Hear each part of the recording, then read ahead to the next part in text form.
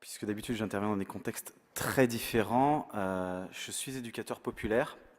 Je vous parle aujourd'hui de façon un petit peu différente. C'est volontairement que j'ai pas amené d'image. D'habitude je me produis sur des scènes où je peux déambuler, tout ça. Là je vais essayer de rester derrière le micro. Déjà remercier l'ensemble des organisateurs, bien sûr, et pour tout ça, et puis pour m'avoir fait confiance pour venir intervenir aujourd'hui. Vous me direz dans 20 minutes si ça valait le coup. Alors de quoi parlons-nous lorsque nous parlons d'éducation populaire? Après 15 années de parcours professionnel, je ne peux toujours pas dire avec précision de quoi il s'agit. En revanche, plus je pratique l'éducation populaire et plus je me sens traversé par cette idée. D'où cette première hypothèse que je vous soumets. Toute tentative de définition précise de l'éducation populaire réduit considérablement sa sphère d'influence. Nous savons aujourd'hui qu'un grand nombre d'innovations sociales sans lien apparent les unes avec les autres sont nées traversées par cette flèche de pensée qui est assez insaisissable et qui se reconnaît pourtant entre pairs, même venant de contextes et d'horizons très lointains. Cette réflexion a marqué le point de départ d'une démarche que j'ai commencée il y a 2 ans, qui est toujours en cours, qui s'appelle EducPop Tour, et c'est ce qui m'amène aujourd'hui devant vous. Je suis donc éducateur populaire. D'abord, j'ai longtemps été animateur socio-culturel, jusqu'au jour où j'ai réalisé que ce terme était une espèce de coquille vide, qui ne faisait pas beaucoup de sens, et qu'en fait, ce qu'on attendait de moi, c'était surtout d'acheter la paix sociale en faisant des projets avec des jeunes qui servaient essentiellement à endormir toutes les velléités insurrectionnelles qui pouvaient exister. Et donc, à partir de cette prise de conscience, j'ai recherché à donner du sens à ce métier. C'est pour ça, notamment, que j'ai commencé par changer de titre. Alors, sur le concept d'éducation populaire, peut-être que tout le monde n'est pas tout à fait d'accord, puisque déjà, nous l'avons vu, il n'y a pas vraiment de définition. Je ne vais pas vous faire un historique de l'éducation populaire, ce serait assez long et assez fastidieux. Disons que c'est une idée qu'on a tendance à faire démarrer au moment de la Révolution française, avec quelqu'un qui s'appelle le marquis de Condorcet, qui propose un volet d'instruction publique en 2 parties. Une première partie qui concerne l'école, instruire le peuple, donner les savoirs de base, ce qui donnera plus tard l'éducation nationale. Et puis un second volet qui stipule qu'il ne saurait y avoir de révolution réussie, de construction durable d'un État où on peut vivre ensemble, s'il n'y a pas instruction politique tout au long de la vie. Alors ce deuxième volet, il avait été jugé dès l'époque un peu trop sensible, on l'a tout de suite mis de côté, ce qui a fait que l'éducation populaire a fait son chemin bon an mal an, elle s'est divisée, elle s'est adaptée à des contextes, elle s'est répandue dans le monde entier. Elle a connu un premier âge d'or à la Libération. La Libération, je parle de la fin de la Seconde Guerre mondiale. Quand les horreurs de la Seconde Guerre mondiale ont remis au goût du jour une idée très simple, la démocratie, ça ne tombe pas du ciel, ça s'apprend et ça s'enseigne. Pour être durable, elle doit être choisie. Il faut donc que chacun puisse y réfléchir. L'instruction scolaire des enfants, ça ne suffit pas. Les années 30 en Allemagne et la collaboration en France, par exemple, ont démontré qu'on pouvait être parfaitement instruit et parfaitement nazi. Il n'y a pas d'antithèse à ça. Et c'est dans cette après-guerre, et ensuite durant les 30 glorieuses, que sont révélés certains des penseurs les plus importants, les plus influents de l'éducation populaire. Je pense à Saul Alinsky aux États-Unis, à Paulo Freire, dont on parlera tout à l'heure, au Brésil, à Christiane Faure et Joffre Dumasdier en France, et puis il y en a une quantité considérable. Ils, elles, avaient tout un monde à rebâtir, et ils ont pris pour ça des directions qui étaient jusqu'alors inexplorées. Toutes ces expériences, elles se sont croisées, elles se sont mélangées, et puis, bon, quand même par souci de consensus, moi je vous propose de nous accorder sur une trame de définition que j'emprunte à Philippe Mérieux. C'est un écrivain, pédagogue et aujourd'hui homme politique français qui déclarait en 2008 dans un documentaire que j'ai co-réalisé avec des collègues l'éducation populaire, c'est l'association inédite, originale et formidablement féconde de 3 projets. Un projet éducatif qui est celui de l'émancipation de tous. Un projet culturel qui est celui de la transmission à chacun des formes les plus exigeantes de la culture, et un projet social qui est celui de garantir à toutes les personnes les conditions matérielles, mais aussi les conditions de vie et de développement. Les 3 projets sont liés, et c'est ça l'éducation populaire. Ce n'est pas la culture d'un côté, le social de l'autre, l'éducatif enfin, c'est l'affirmation que l'éducatif, social et culturel, ça fait ensemble un projet qui tire l'humanité vers le haut. Et l'étude que j'ai entreprise consiste pour une bonne part à tenter de découvrir quels mouvements de transformation sociale se prévalent de cette pensée. Alors, le parcours a commencé en janvier 2012. Je viens aujourd'hui vous présenter le pseudo-résultat des 2 premières années d'une recherche-action qui m'a amené à rencontrer une trentaine d'expériences différentes dans 25 pays d'Europe, d'Afrique du Nord, d'Asie et d'Amérique du Sud. Alors, n'étant pas de formation universitaire, mes méthodes de travail peuvent paraître étranges à certains. Elles s'appuient sur à peu près un siècle de praxis éducative politique. À titre de repère, voici quelques-uns des outils que j'utilise régulièrement, notamment ce qu'on appelle les enquêtes conscientisantes, qu'on doit notamment à Paulo Freire, ou en France, certains de mes collègues appellent ça des enquêtes sensibles. L'idée de ces enquêtes, ce n'est pas de produire des données statistiques, c'est de faire réfléchir les gens, les enquêter sur leur propre situation. J'ai aussi utilisé beaucoup ce qu'on appelle la méthode Alinsky de l'organisation communautaire, que je n'ai pas le temps de détailler ici, mais c'est vraiment quelque chose de très très très intéressant pour créer des alliances citoyennes, vraiment en partant des communautés les plus fragiles et les plus précaires. Et puis les porteurs de parole et tout un tas de formes d'occupation de l'espace public. Le porteur de parole, c'est un outil qui permet de créer du débat dans l'espace public, tout simplement parce que des éducateurs populaires se sont aperçus que les colloques ou les débats organisés à l'intérieur des lieux prévus pour ne concernaient généralement que les professionnels et jamais les gens dont on parlait dans ces débats. Donc on est sorti dans l'espace public pour créer du débat et de l'action dans l'espace public. Alors, en transversal, la logique même de tout mon périple s'est appuyée sur 2 organisations dont les valeurs sont très proches, vraiment, de l'éducation populaire. La première, vous la connaissez toutes et tous, vous en avez au moins entendu parler, si ce n'est, vous l'avez même peut-être pratiquée. Elle est née, on dit en général, en 1909 en Allemagne. Elle a surtout trouvé son avènement, on va dire, sa consécration en 1932. Il s'agit de la Fédération internationale des auberges de jeunesse, qui est présente dans quasiment tous les pays du monde. Et au départ, on peut considérer que c'est un projet d'éducation populaire. La deuxième, c'est un projet qui est beaucoup plus récent, mais qui ressemble quand même un petit peu, puisqu'il fait appel à l'hospitalité et à l'entraide. Il s'agit de la communauté Couchsurfing, qui existe par Internet, et dont les valeurs ressemblent étrangement à celles de l'éducation populaire. Donc ça, voilà, même la logistique de mon voyage était intégrée. Et puis surtout, ce qui caractérise l'ensemble de la démarche, c'est pour chaque expérience étudiée d'identifier la présence de ce schéma pratique de la démocratie en œuvre connu sous le nom de procédure de Ricoeur. Alors cette procédure s'énonce comme telle. Avant de vous énoncer, je précise, Paul Ricoeur, c'est un philosophe français qui est décédé en 2002, je crois, qui a beaucoup travaillé sur la question du vivre ensemble et de la démocratie. La procédure telle que je vais vous l'énoncer maintenant, il ne l'a pas écrite texto. C'est simplement plusieurs personnes qui se sont inspirées de ces écrits qui ont reconstitué.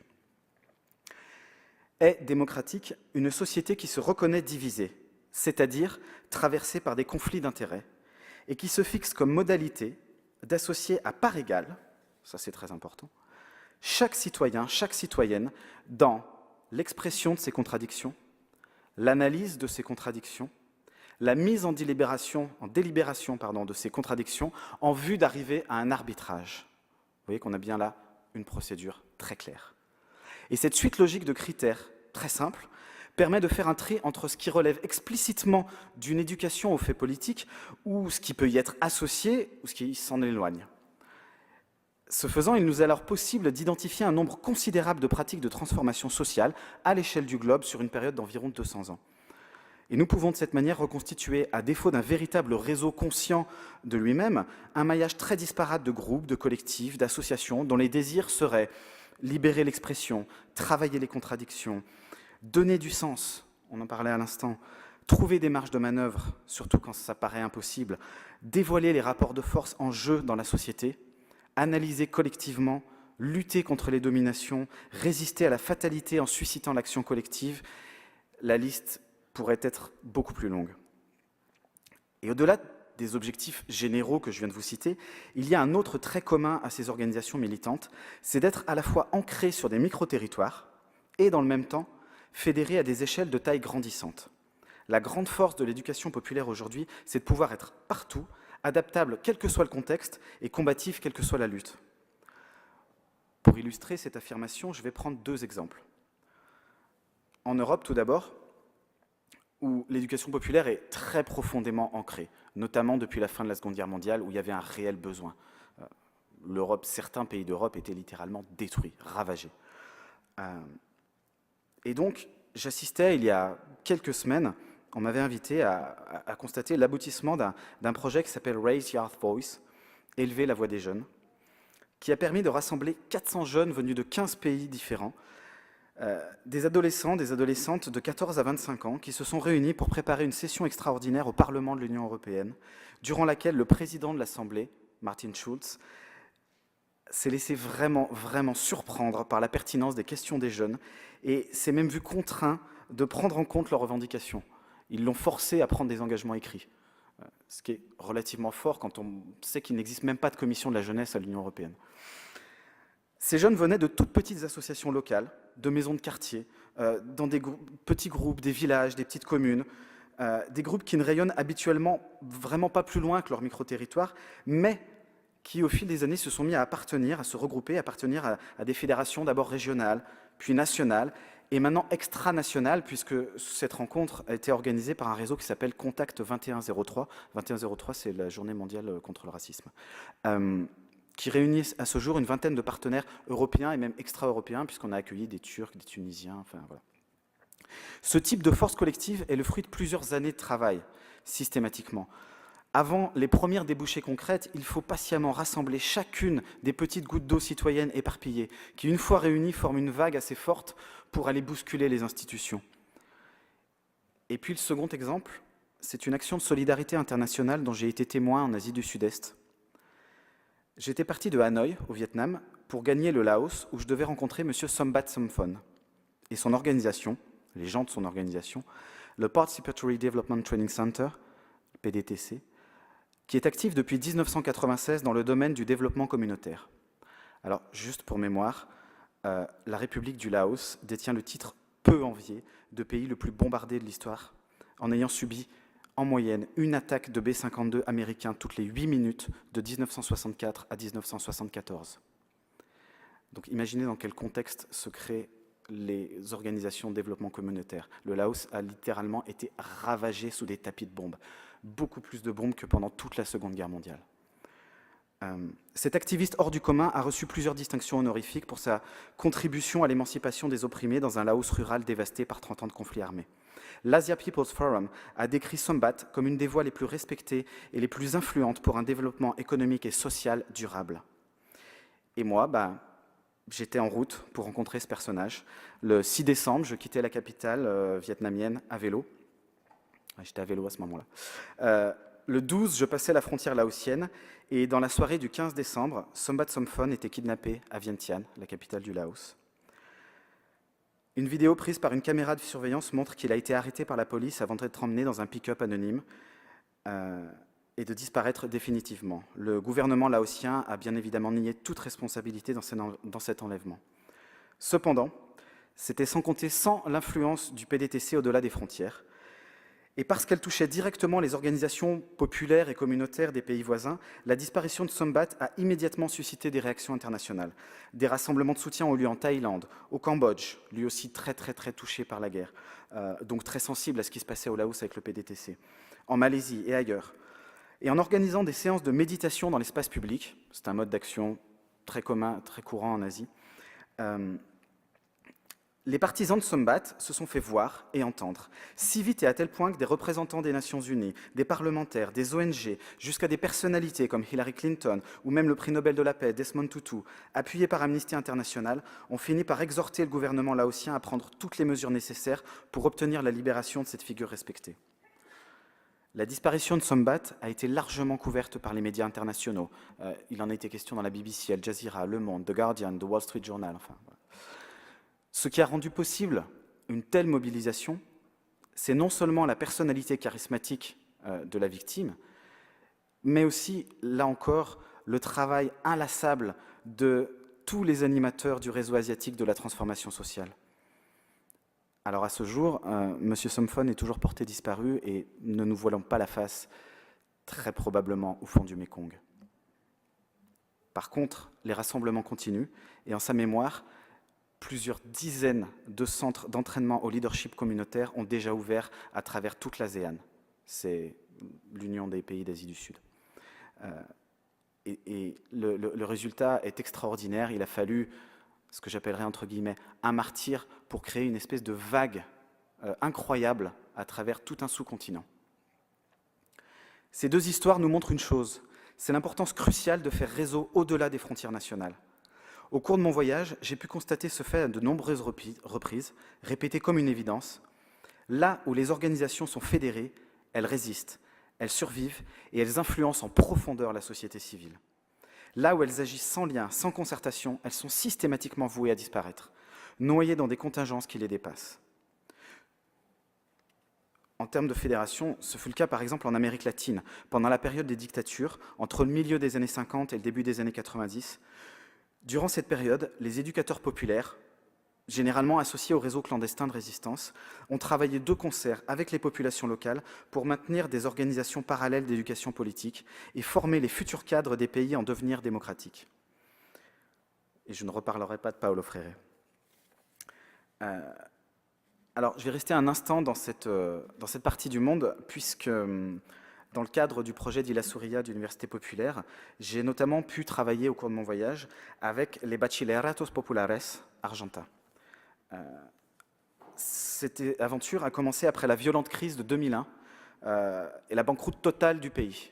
L'Argentine était ruinée. Des milliers de jeunes issus pour la plupart des quartiers populaires et des zones rurales, donc les quartiers populaires, on les appelle les bichas, c'est l'équivalent de nos ghettos, se sont vus refuser l'accès à un système éducatif devenu hors de prix. Pour éviter le gâchis d'une génération sans études, des éducateurs et des éducatrices volontaires ont mis en place les premiers Bachilleratos Populares, qui sont des lycées gratuits où l'enseignement dispensé est à la fois pédagogique, social, culturel et politique. Ainsi, comme le confiait une animatrice de la Casa Abierta, un Bachilleratos de la Bicha 31 à Buenos Aires, je mélange les pages, hop là. L'idée, c'est que nos diplômés deviennent les nouveaux acteurs politiques du quartier. Et il faut croire que ça marche, puisque ces écoles nées de la crise sont aujourd'hui présentes dans tout le pays. Non seulement elles proposent des cours gratuits à plusieurs milliers d'étudiants, mais en plus, elles forment les nouveaux leaders des assemblées autonomes des quartiers populaires. Nous l'avons vu, partout où il y a crise politique ou conflit majeur, il y a organisation spontanée de la société civile, en lien avec les éducateurs populaires. On les trouve à Tunis, au démarrage de la Révolution, mais aussi dans ses suites politiques, lorsqu'une association comme l'AMCHAML, que j'ai rencontrée, envoie ses caravanes citoyennes à travers tout le pays pour accompagner la tenue des premières élections libres depuis 27 ans. Ils ont touché à peu près 500 000 personnes. Dans la continuité, les militants et militantes de l'AMCHAML organisent dans une dizaine de villes les ateliers d'écriture citoyenne de la Constitution, dont on retrouve aujourd'hui quelques traces dans la nouvelle Constitution tunisienne qui a été votée l'année dernière. Et puis on les a vus, Place Tahrir, au Caire, organisant les assemblées, Place Taksim, à Istanbul, coordonnant les comités, sur la Puerta del Sol, à Madrid, avec les indignés en train d'animer les débats. On les a vus à Zuccotti Park, à New York, avec le mouvement Occupy. On les trouve dans les zones autonomes temporaires, sur les camps no border. Ils ouvrent les centres sociaux, ils font vivre les assemblées de quartier. En Mongolie, j'ai vu le collectif d'artistes Blue Sun organiser des ateliers culturels dans les banlieues pauvres d'Oulan-Bator. Au Cambodge, également pays qui a connu 30 années de conflits très meurtriers et un génocide. Ils ouvrent aujourd'hui des écoles pour les enfants des rues de la ville de Kep, notamment, j'ai pu travailler avec eux, c'est un travail extraordinaire. Au Chili, j'ai assisté il y a un an aux émissions de Radio Olympia, qui se fait la voix d'un tout un quartier en résistance. En Chine, ce sont les Human Libraries qui déjouent la censure d'État par la pratique du livre vivant. Le concept est simple, vous avez une censure qui enlève des livres, eh bien, les personnes se transforment en livres. Et puis, voilà, la liste est interminable. Ce qui motive cette armée de l'ombre, c'est souvent l'idée que la régulation du tiers-lieu éducatif est un moyen de surmonter la tension parfois vive entre l'intérêt général et l'affirmation des différences. Et là se joue la paix civile.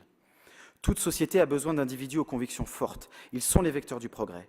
Pour que ces leaders émergent, il faut des lieux où on se préoccupe de l'acquisition des convictions.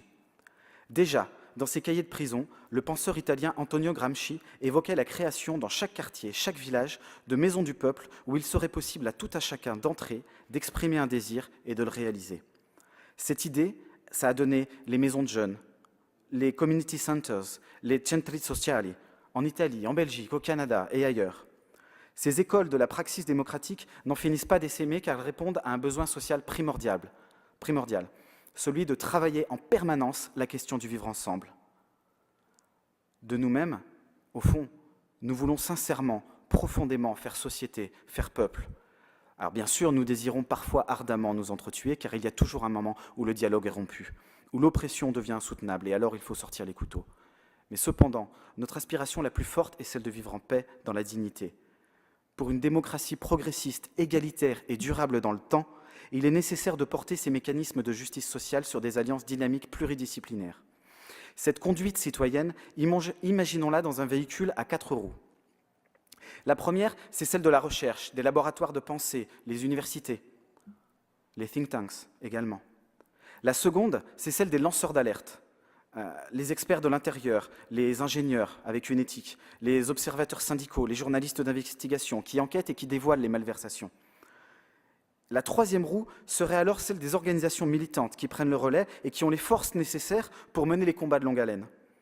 Mais pour équilibrer cet équipage, il faut une quatrième roue, celle qui garantirait une espèce de cohésion entre les trois premières et qui garantirait également les conditions d'autonomie, de renouvellement des troupes, de l'accès à la culture pour tous qui permettent au peuple de comprendre les penseurs, d'entendre les alertes et d'appuyer les militants. Et cette quatrième roue, ma conviction, c'est que c'est l'éducation populaire. Avant de laisser la place, je voudrais lancer quelques pistes d'actions concrètes applicables au contexte syrien. Tout d'abord, dans l'état actuel du conflit, me paraît important la naissance à moyen terme d'universités populaires qui auraient plusieurs missions. En premier lieu, la continuation d'un processus éducatif rompu, en partie, et qui permettrait aux jeunes des zones pacifiées ou des camps de réfugiés de reprendre leurs études avec des enseignants volontaires. Ensuite, la transmission des valeurs républicaines au plus grand nombre et l'accompagnement de la société civile dans ses initiatives citoyennes. Dans les actes du précédent colloque, on voyait notamment un intervenant avait fait référence à ce qui se passait dans la société civile, et on voit qu'il se passe énormément de choses. Enfin, la formation professionnelle des futurs cadres de la jeunesse et de l'éducation. Un autre chantier dont la mise en œuvre me paraît pertinente, à l'image de ce qui s'est déroulé pendant la Seconde Guerre mondiale dans les maquis de la résistance française, serait l'organisation de stages d'entraînement mental. Il s'agit d'une méthode qui permet de penser et structurer son action dans la complexité, que malheureusement je ne peux pas vous décrire ici, mais dont je vous assure que les effets sont assez radicaux. Également, dans la perspective d'une paix à venir, il est souhaitable d'envisager le lancement d'ateliers publics d'écriture citoyenne de la prochaine Constitution. J'en parlais précédemment avec l'Amcham en Tunisie. Ces agoras d'expression populaire, à l'image de la Tunisie, pourraient ainsi mettre en valeur les acteurs de la société civile qui continuent d'œuvrer au bien-être de leur communauté malgré les combats. Je pense aussi, en référence aux méthodes du community organizing, qu'il serait possible de favoriser dès maintenant l'émergence de futurs leaders communautaires qui, correctement formés et accompagnés, pourraient devenir les garants d'un fonctionnement démocratique réellement participatif à l'échelle des assemblées locales. Alors je suis bien conscient de l'ampleur de la tâche et de son caractère parfois utopique. Alors je voudrais, en guise de conclusion, faire dialoguer deux personnages. Le premier s'appelle Fernand Deligny. C'était un pédagogue, un libertaire. Et sur le découragement qui ne manque pas de nous guetter lorsqu'on s'apprête à gravir une montagne, il écrivait « Si tu es pour si peu dégoûté du métier, ne t'embarque pas sur notre bateau car notre carburant est l'échec quotidien. Nos voiles se gonflent de ricanements et nous travaillons fort à ramener au port de tout petits harengs alors que nous partions pêcher la baleine. » Et ce à quoi le pêcheur de baleines que je suis fera répondre Mademoiselle Christiane Faure, qui fut la première directrice de l'éducation populaire du gouvernement temporaire de la France libre en 1944, et à qui un certain Franck Lepage, dont je ne vous ai pas parlé avant pour raccourcir un petit peu, mais également éducateur populaire, demandait un jour pourquoi diable elle avait parcouru 200 km dans le désert algérien pour aller lire Le vieil homme et la mer dans un village complètement isolé. Et elle lui a répondu « Mais monsieur, l'ardeur, ça compte, non? Ça ne compte pas, l'ardeur ?» Eh bien oui, mademoiselle Faure, l'ardeur, ça compte. Je vous remercie.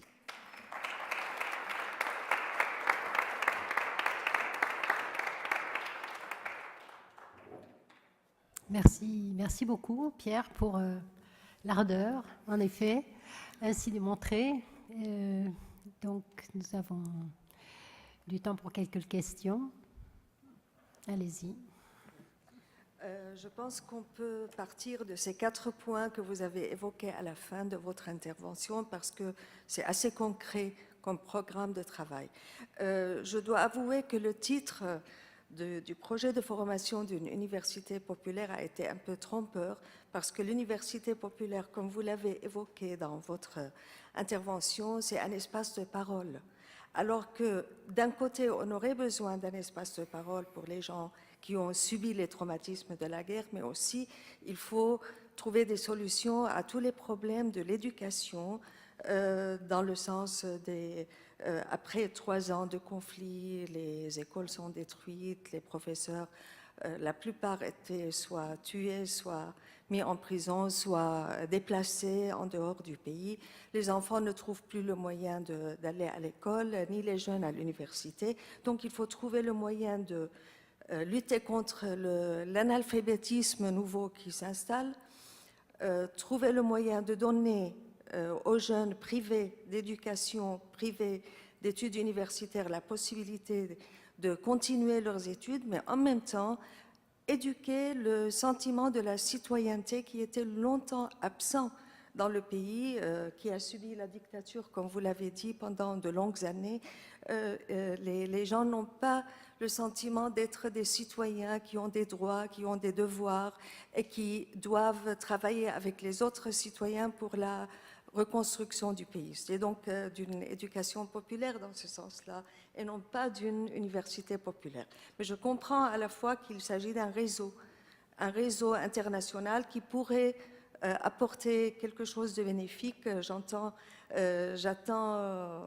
les autres interventions pour savoir très bien de quoi il s'agit, mais je vous prie de tenir en considération ces 2 volets. L'analphabétisme et la lutte contre l'analphabétisme et en même temps la création du sentiment de citoyenneté. Merci. Alors, je vais vous répondre. Sur les universités populaires, je ne suis pas un expert, donc peut-être que Geneviève complétera. Simplement, ce qu'on peut dire, c'est que ce qu'elle vous a présenté, c'est l'université populaire à TD-Quart-Monde. On peut envisager l'université populaire d'autres manières. Il existe des universités populaires extrêmement différentes, ne serait-ce qu'en France, mais à travers le monde. On a vraiment, je pense que l'université populaire de Caen, qui est une des plus connues en France, qui est faite vraiment par des universitaires, qui s'adressent d'ailleurs pas tellement aux non-universitaires, enfin ils prétendent s'adresser aux non-universitaires, mais c'est pas tout à fait le cas, n'a rien à voir avec l'université populaire d'ATD-Quart-Monde, et on parle de choses qui ont le même nom, mais qui ont des pratiques assez différentes. Mais je laisserai peut-être Geneviève compléter après ça. Et sur l'éducation à la citoyenneté, encore une fois, les pratiques, les outils sont extrêmement nombreux. Il existe des méthodes, des courants de pensée. Après, c'est, à mon avis, pour la Syrie, aux Syriens de s'emparer de ces méthodes et de créer leur propre démarche, leurs propres actions. Ce qui s'est passé en Tunisie, par exemple, est très intéressant parce qu'ils ont pris des idées à droite à gauche et ils ont complètement innové. Et les fameuses caravanes de l'Amcham, ça ne s'était jamais fait. Pas à ma connaissance, en tout cas. Et pourtant, ils sont partis de théories tout à fait classiques et courantes, et puis ils ont inventé quelque chose qui correspondait à leur contexte, complètement. Et je pense que là, on parle de la Syrie. Les Syriens seront capables d'inventer. Voilà, vous avez déjà inventé. C'est très bien.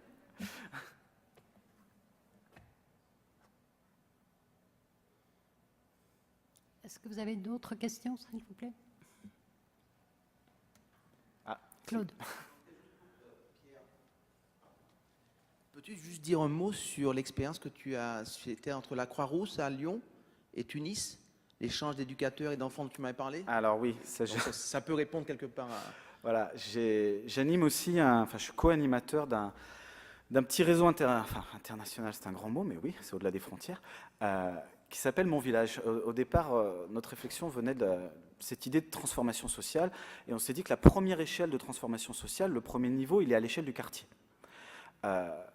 Et puis il y a une rencontre entre les gens d'un quartier à Lyon qui s'appelle la Croix-Rousse, qui est un petit village dans la ville, un quartier très militant, et des gens d'un autre quartier à Milan, qui s'appelle la Bovise. Et se sont mis en place des échanges d'auto-formation. C'est-à-dire que les acteurs politiques, citoyens du quartier sont venus voir autre contexte, autre pratique, apprenons-nous les uns les autres ce qui se passe. Ça a très bien marché, on était très satisfaits des résultats. Ça influençait vraiment les pratiques et ça avait des répercussions concrètes sur le terrain. Donc on a invité des gens du quartier des Grottes à Genève de nous rejoindre. Alors là c'était facile, on était dans un petit triangle très simple en termes de transport. Et puis on s'est dit mais on va faire profiter notre expérience à d'autres gens. Et notamment on a eu l'occasion de travailler avec des Tunisiens. Alors déjà évidemment les faire venir, c'était un peu plus compliqué puisque hors espace Schengen européen, il y avait des problèmes de visa, de choses comme ça, mais bon, on y est arrivé. On a été voir des Allemands, on a été voir des Espagnols du Sud. Là, il y a actuellement d'autres pistes en cours avec le Maroc. Voilà, on essaie que l'échelle reste assez facile pour que les gens puissent venir. C'est des gens qui s'autofinancent, hein, donc voilà, on ne va pas organiser des voyages à travers le monde entier. Par contre, on invite d'autres gens à faire pareil chez eux dans leur petite zone régionale. Je sais qu'il y a des initiatives sensiblement équivalentes qui existent en Amérique du Sud. Voilà, et c'est un réseau, enfin tous les gens qui ont participé à ces semaines d'échange, à chaque fois on va chez l'un, chez l'autre, on utilise la langue locale, voilà, on visite les quartiers, on rencontre les acteurs locaux, et ceux qui reviennent chez eux, en général, sont très influencés. Voilà. Et donc ce sont enfin, nous, maintenant, on commence à recevoir des demandes de gens qui viennent de très très loin et qui voudraient faire ça pareil dans leur petit territoire, interrégionaux, intercommunaux, entre plusieurs villages d'une vallée, par exemple. On a eu une demande récemment avec des Ukrainiens. Alors bon, là, pour l'instant, c'est un peu suspendu vu la situation en Ukraine, mais voilà, on ne désespère pas de les recevoir à l'automne.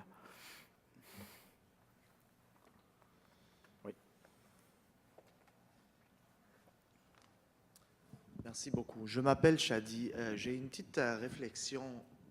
C'est comme un mode de question. Je me pose tout le temps parce que, étant donné qu'un Syrien qui voit que le monde est paralysé, vraiment, on croyait avant aux droits des êtres humains, on croyait aux droits de l'éducation. Et moi, j'ai fait un bac à l'université ici et j'ai appris que nous, académiques, on a une voix assez écoutée dans le monde, mais avec la tragédie syrienne, je vois que toutes ces valeurs que j'ai apprises sont tombées devant le pouvoir des grands pays qui justement, ils ont comme ça un pouvoir sauvage, je peux dire, qu'ils ont une armée, ils ont de l'argent et ils peuvent imposer à tout cet univers-là, à tout le monde, leur façon de voir les choses. Donc, ma réflexion par rapport à ce que vous dites, comment nous, académiques, comment nous, on peut aussi imposer aussi nos valeurs ou nos croyances, justement par rapport à l'éducation et sauver ce qui reste de la Syrie, parce que je peux dire vraiment, il ne reste pas beaucoup, surtout au niveau humain. Je ne parle pas de matériel parce que je vois mes collègues d'origine syrienne et j'entends le monde ici. On est presque déprimé, on a besoin d'une thérapie, si je peux dire ça, parce qu'on voit que ça ne marche pas. C'est comme même les athées en Syrie, ils commençaient à croire à Dieu et ceux qui croyaient à Dieu ne croient plus à Dieu. Je ne sais pas si... c'est ça.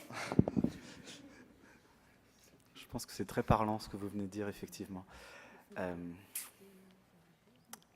ne sais pas si je suis la personne la mieux placée pour vous répondre sur ce terrain-là, n'étant pas moi-même un universitaire. Alors, de quelle manière les universitaires peuvent imposer, en tout cas influencer?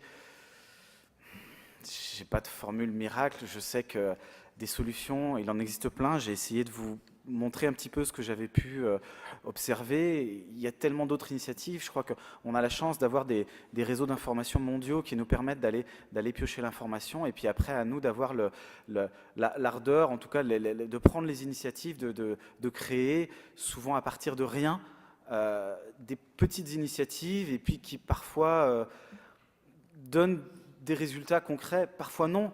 C'est ce que je vous disais tout à l'heure. Si on ne part pas pêcher la baleine, c'est sûr qu'on ne ramènera pas de harengs. Voilà.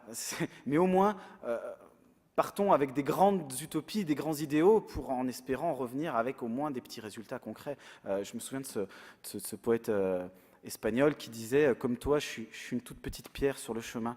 Je suis une pierre qui n'a même pas servi à faire ni une cathédrale, ni une banque, mais je suis une pierre que peut-être un jour, elle servira pour une fronde. »